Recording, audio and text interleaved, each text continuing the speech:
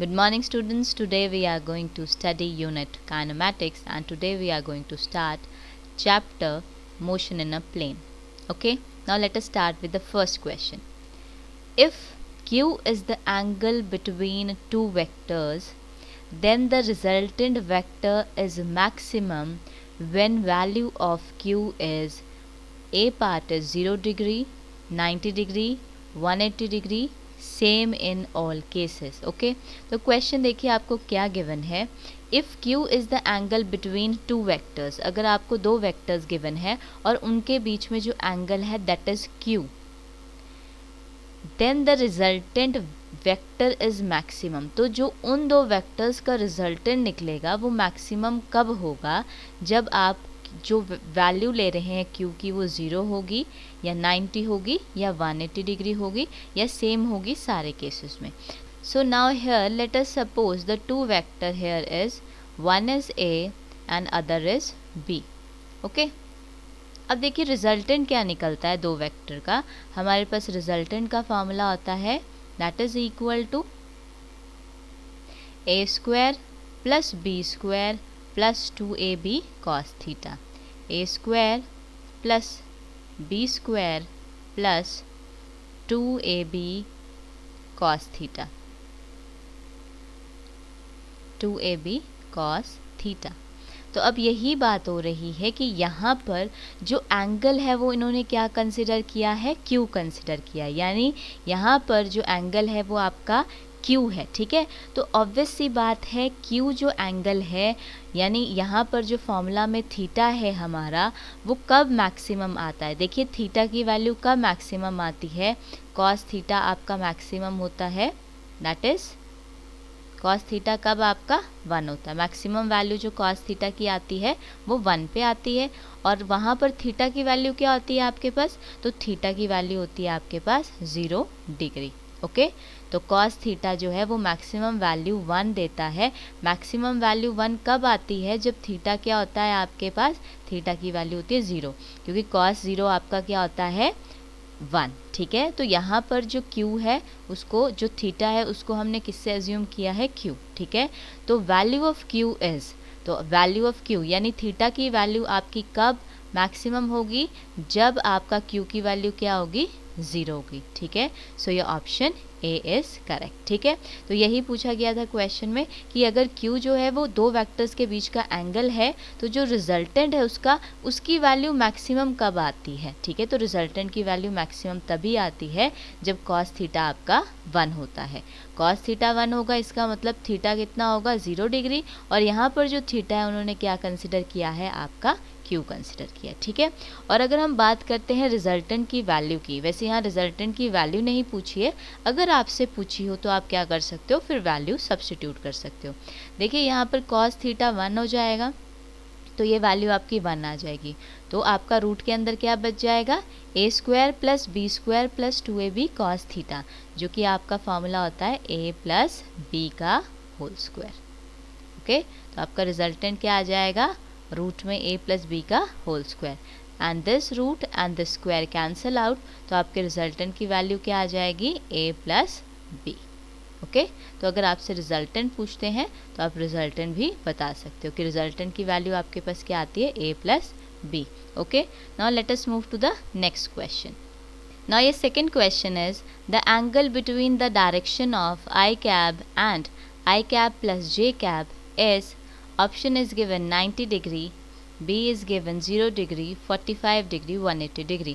आपने एंगल बताना है direction of I cap and I cap plus J cab के बीच में.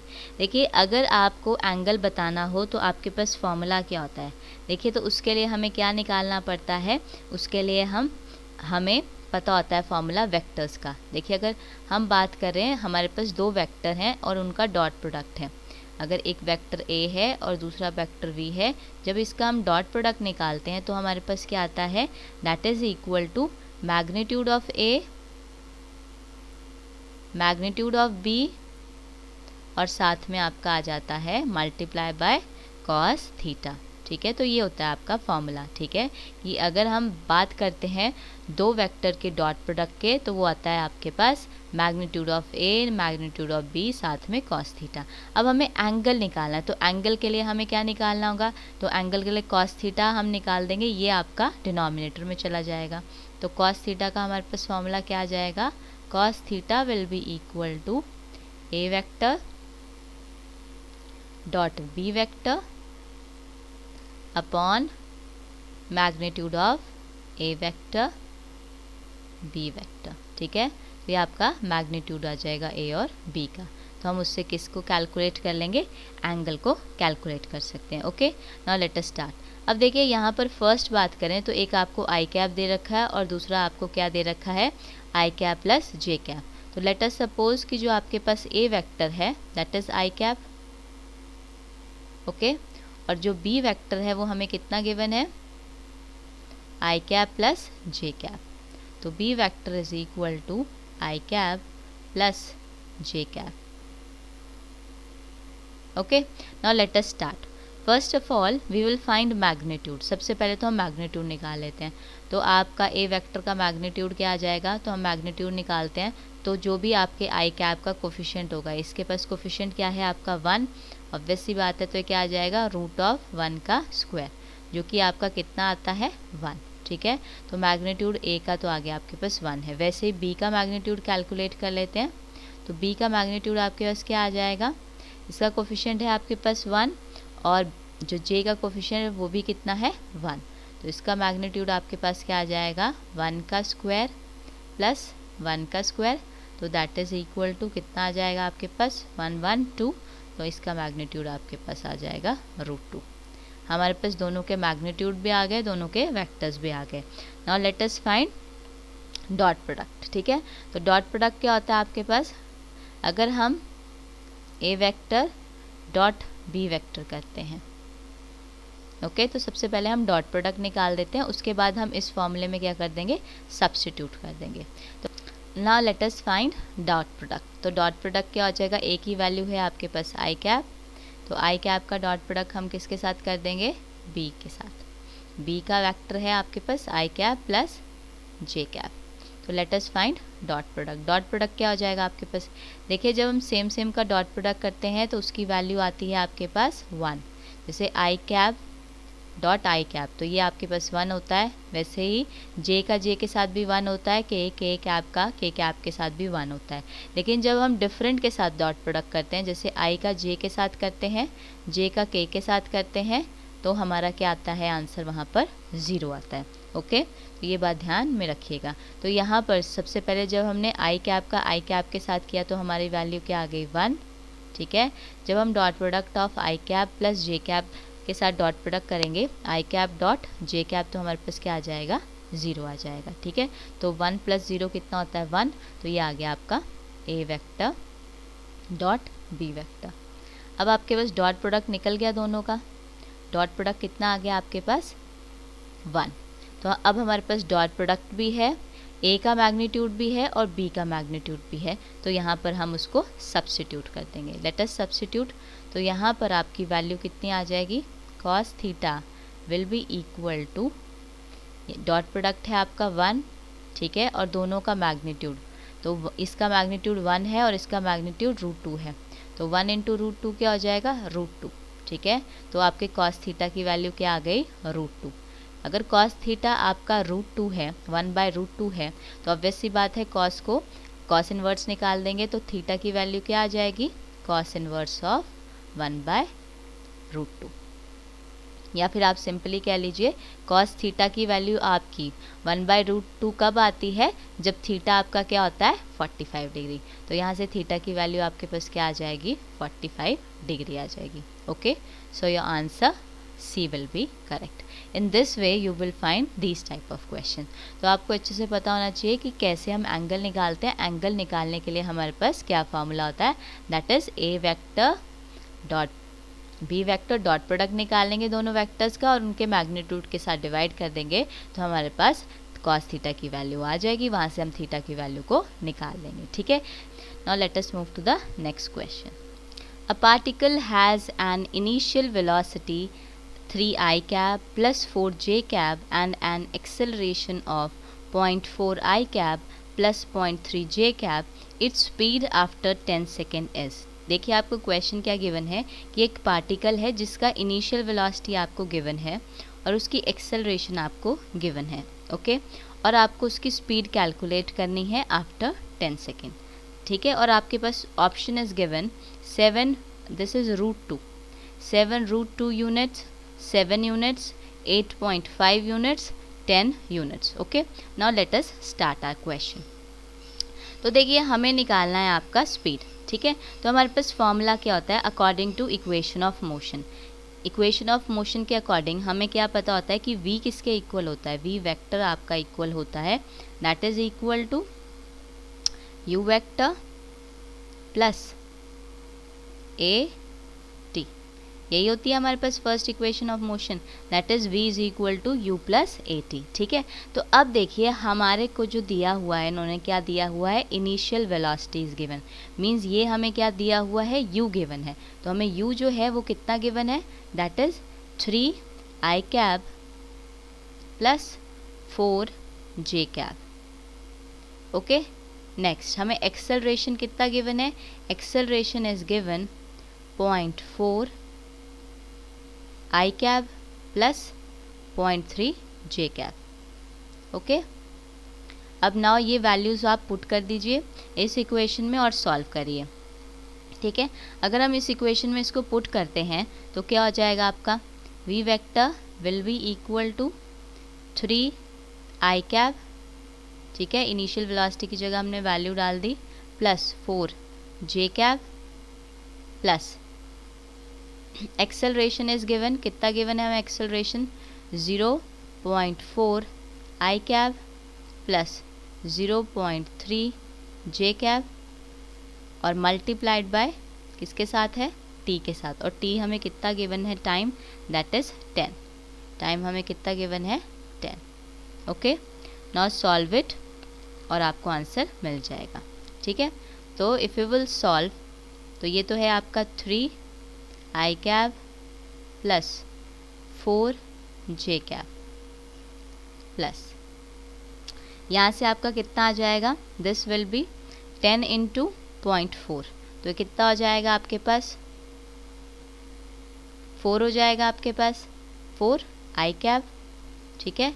वैसे अगर आप इसको इससे मल्टीप्लाई करेंगे तो ये क्या आ जाएगा, 3 j कैब, ओके। तो अब जो i कैब वाले हैं उनको i कैब के साथ ऐड कर दीजिए, j कैब वाले हैं उनको j कैब के साथ ऐड कर दीजिए, ठीक है। तो ये आ जाएगा, अगर हम यहाँ पर i वालों को i से कर दें तो 4 + 3 कितना हो जाएगा, 7 i कैब और आपका 7 j कैब, ओके। अब ये तो आपका आ गया वेक्टर, ठीक है, बट हमें क्या चाहिए, हमें वैल्यू चाहिए स्पीड की।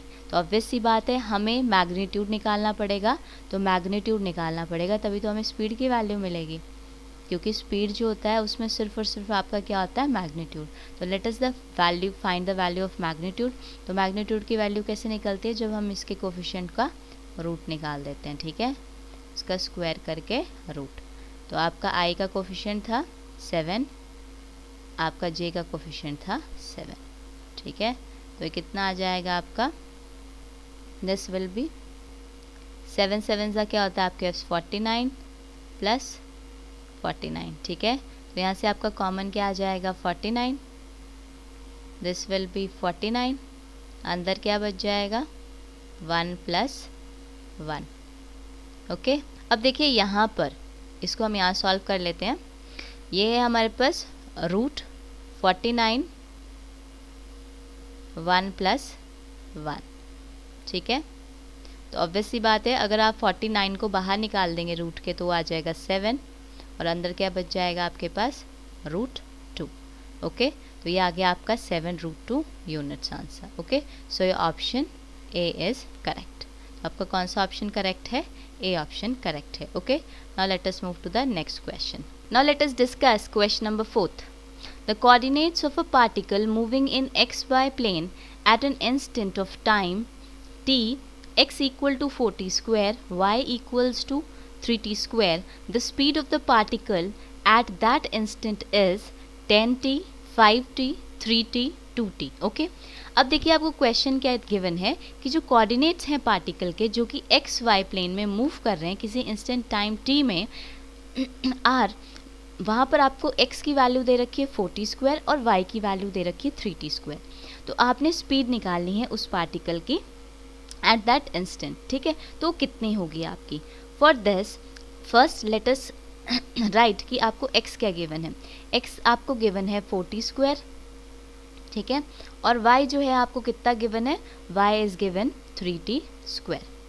तो सबसे पहले क्योंकि हमें क्या कैलकुलेट करना है, we have to calculate speed, ठीक है। तो ऑब्वियस सी बात है, अगर हम आपको पोजीशन गिवन है, अगर हम पोजीशन का derivative with respect to time कर देते हैं तो हमें वेलोसिटी कंपोनेंट की वैल्यू मिल जाएगी, ठीक है। तो हमें vx कैसे मिल जाएगा, vx मिल जाएगा जब हम x का डेरिवेटिव किसके विद रिस्पेक्ट टू करेंगे, टाइम के विद रिस्पेक्ट टू करेंगे, तो हमें वैल्यू मिल जाएगी, ठीक है। और डेरिवेटिव के लिए जो आपका फॉर्मूला होता है वो है, डेरिवेटिव निकालने के लिए वो क्या होता है, d/dx ऑफ x की पावर n, ठीक है। सपोज अगर आपके पास आपको डेरिवेटिव निकालना है x की पावर n का, तो derivative with respect to x निकालना है अगर आपको, तो क्या हो जाएगा आपकी जो ये x के ऊपर जो भी पावर होगी, ये पावर आपकी 1 हो सकती है, 2, 3 एंड सो ऑन, ठीक है। तो ये पावर आपकी आगे आ जाती है और x की पावर जो है उसमें से एक क्या हो जाता है, आपका सब्ट्रैक्ट हो जाता है। तो ये आपका फॉर्मूला है, ये आपको डेरिवेटिव निकालना है अगर x की पावर n का, तो ये हो जाता है nx की पावर n-1। सपोज अगर आपको डेरिवेटिव निकालना है x की पावर 3 का, तो इसका डेरिवेटिव क्या हो जाएगा, आपके पास जो पावर है ये आगे आ जाएगी इस तरह से, और x की पावर जो 3 है उसमें से 1 सब्ट्रैक्ट हो जाएगा, तो आपकी पावर क्या बच जाएगी, 2। तो इस तरह से हम डेरिवेटिव को निकालते हैं, ओके। तो यहाँ पर हम बात कर रहे थे, देखिए अगर हमें वेलोसिटी निकालनी है तो वेलोसिटी के लिए हमें पोजीशन का डेरिवेटिव किसके साथ करना पड़ता है, टाइम के साथ, ठीक है। तो इसका मतलब है इसको हम किसके साथ डेरिवेटिव करेंगे, t के साथ, ठीक है। तो इसका derivative that is derivative of 4t square का हमने dt के साथ डेरिवेटिव करना है, ठीक है। तो ऑब्वियस सी बात है, अभी आपको बताया है जो पावर है वो आगे आ जाती है, तो ये आगे आ जाएगी, तो ये हो जाएगा 4 2 जा 8t, ठीक है। और जो पावर है उसमें से 1 सब्ट्रैक्ट हो जाता है, तो 2 में से 1 सब्ट्रैक्ट हो जाएगा, तो क्या आ जाएगा 1, ठीक है। तो ये बात समझ में आ गई कैसे करते हैं डेरिवेटिव, 2 आगे आ गया, ठीक है, 2 आगे आ गया, तो 4 के साथ वो क्या हो गया, मल्टीप्लाई, वो हो गया 8, और t की पावर क्या रहेगी 1। वैसे ही आप डेरिवेटिव y का कर दीजिए विद रिस्पेक्ट टू t, तो आपके पास vy कंपोनेंट आ जाएगा, दैट इज dy/dt करेंगे हम। तो यहाँ से आपका क्या आंसर आ जाएगा, यहाँ से सेम वैसे ही ये आगे आ जाएगा, तो 3 2 जा क्या हो जाएगा 6, और t की पावर में से अगर आप 1 सब्ट्रैक्ट करेंगे तो पावर क्या रह जाएगी 1, ठीक है। तो यहाँ से आपके पास जो v का x कंपोनेंट आया है वो 80 आया है, वेयर एज vy का कंपोनेंट जो है वो 60 आया है, ठीक है। तो हम वेलोसिटी का क्या जो वेलोसिटी है आपका रिजल्टेंट है वो क्या बन जाएगा, vx का स्क्वायर प्लस vy का स्क्वायर, ठीक है। तो ये आपका कहाँ से आया, ये फॉर्मूला आपका वहीं से आया। देखिए हमारे पास रिजल्टेंट का फॉर्मूला होता है, हमारे पास अगर रेक्टेंगुलर कंपोनेंट है तो हमारा रिजल्टेंट का फॉर्मूला क्या होता है, रिजल्टेंट का फॉर्मूला होता है हमारे पास a square plus b square plus 2ab cos theta. अब रेक्टेंगुलर कंपोनेंट है तो वहाँ पर आपके जो थीटा की वैल्यू होती है वो कितनी होती है, 90 डिग्री होती है, ठीक है। तो थीटा की वैल्यू क्या होती है यहाँ पे 90। अगर सपोज थीटा यहाँ पे 90 हो जाता है, ठीक है, तो cos 90 कितना होता है आपका, cos 90 होता है आपके पास 0, तो ये पूरा का पूरा कंपोनेंट आपका क्या बन जाएगा 0, ये सारा का सारा कंपोनेंट 0 बन गया। तो यहाँ से रिजल्टेंट की वैल्यू क्या आ गई आपके पास, that is a square plus b square, ठीक है। तो यहाँ पर यही हमने इस तरह से निकाला है कि जो आपके कंपोनेंट्स थे इनको हमने क्या कर दिया, इनका स्क्वायर करके ऐड कर दिया, ठीक है। तो यहाँ पर सिंपली हमने vx भी निकाल लिया, तो vx की वैल्यू सब्स्टिट्यूट कर दीजिए, जो कि हमारे पास कितनी है 80 है, स्क्वायर है तो स्क्वायर कर दीजिए, और vy की वैल्यू क्या आ जाएगी आपके पास 60 का स्क्वायर, ओके। तो यहाँ से आपके पास क्या आंसर आ जाएगा, 8 8 जा 64 t स्क्वायर प्लस 6 6 जा 36 t स्क्वायर, ओके। 64 और 36 आपका 100 होता है, this will be 100 t square, okay. Root से निकालेंगे बाहर तो ये आ जाएगा आपका 10t। ओके, सो आपका कितना वैल्यू आ गया, आपका जो वैल्यू है that is equal to 10t। तो हमने निकाल लिया कि जो स्पीड होगा उस पार्टिकल का एट दैट इंस्टेंट वो कितना होगा, 10t। So your option A is correct. Okay, now let us move to the next question. Now the next question is, two balls are projected at an angle Q and 90 minus Q। ठीक है, दो balls हैं जिनको projected किया गया है, angle Q suppose कर लिया है और दूसरा एंगल इन्होंने सपोज किया है 90 degree minus Q। Okay, to the horizontal with the same speed, the ratio of their maximum vertical height is. तो उनका रेशियो क्या होगा मैक्सिमम वर्टिकल हाइट का। Option is given 1:1, tan Q ratio 1 ratio tan Q, या आपका tan square है, tan square Q ratio 1। Okay, now let us start. देखिए angle जो है एक आपको Q गिवन है और एक 90 माइनस Q गिवन है। ठीक है, जिनको प्रोजेक्ट किया जा रहा है टू बॉल्स को इतने एंगल से हॉरिजॉन्टल में, जिनकी सेम स्पीड है। ओके, तो देखिए सबसे पहले अगर हम बात करते हैं हॉरिजॉन्टल की, तो हॉरिजॉन्टल का हमारे पास फॉर्मूला क्या होता है, फॉर्मूला होता है आपके पास u² sin square theta by 2g।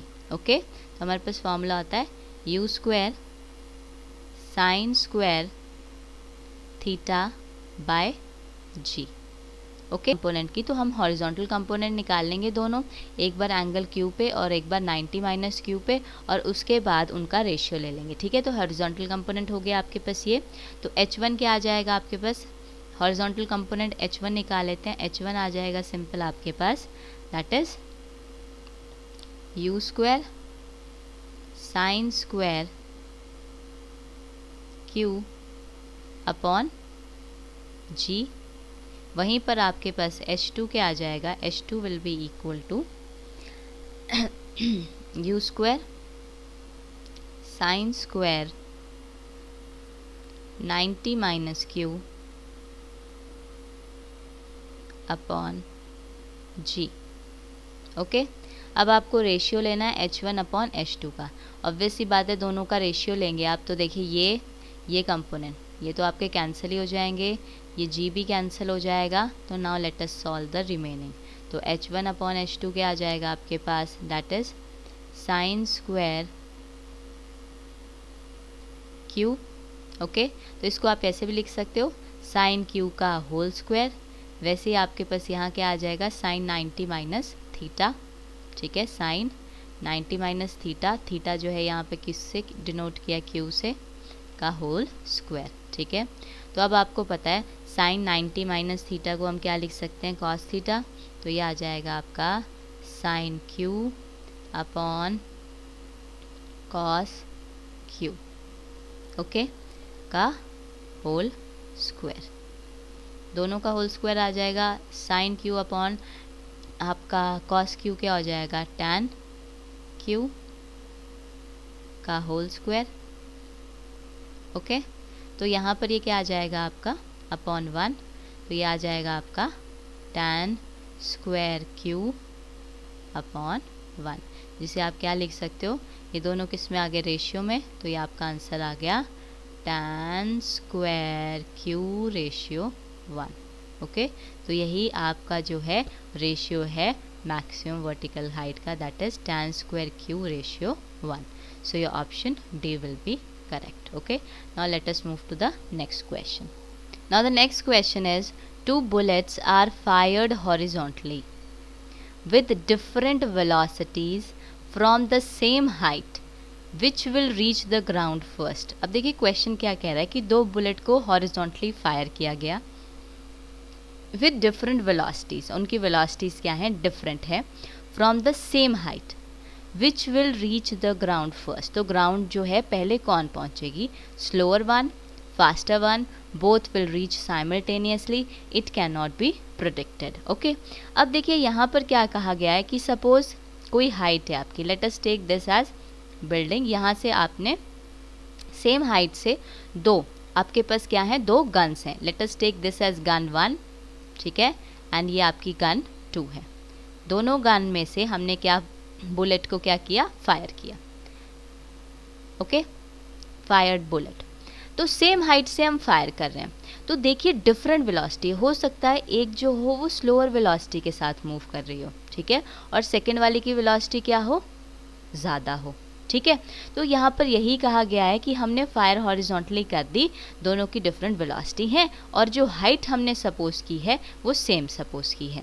तो इन दोनों में से जो बुलेट है वो पहले ग्राउंड पे कौन पहुँचेगी। देखिए जब हम बात कर रहे हैं हॉरिजॉन्टल कंपोनेंट ऑफ वेलोसिटी की, देखिए हॉरिजॉन्टल कंपोनेंट जो है, अगर हम बात करते हैं हॉरिजॉन्टल कंपोनेंट की, ठीक है, तो हॉरिजॉन्टल कंपोनेंट जो है वेलोसिटी का वो क्या रहता है आपका, डिफरेंट। ऑब्वियस सी बात है, हॉरिजॉन्टल कंपोनेंट तो आपका डिफरेंट है, ठीक है। तो और जो ये रेंज होगी बुलेट की, ठीक है, जो रेंज होगी वो भी आपकी क्या होगी, डिफरेंट ही होगी, तो रेंज की वैल्यू भी आपकी डिफरेंट ही होगी। लेकिन क्योंकि एक जो है आपकी, जो टाइम जो इसको लगेगा ग्राउंड पे पहुंचने के लिए, ठीक है ना, कि ग्राउंड पे कौन जल्दी पहुंचेगा, तो ग्राउंड पे दोनों सेम पहुंचेंगे। ये जो होगा ये स्लोअर ट्रैवल कर रही है आपकी बुलेट और ये क्या कर रही है, फास्टर ट्रैवल कर रही है, लेकिन जिस टाइम पे ये दोनों पहुंचेंगी वो टाइम आपका सेम होगा।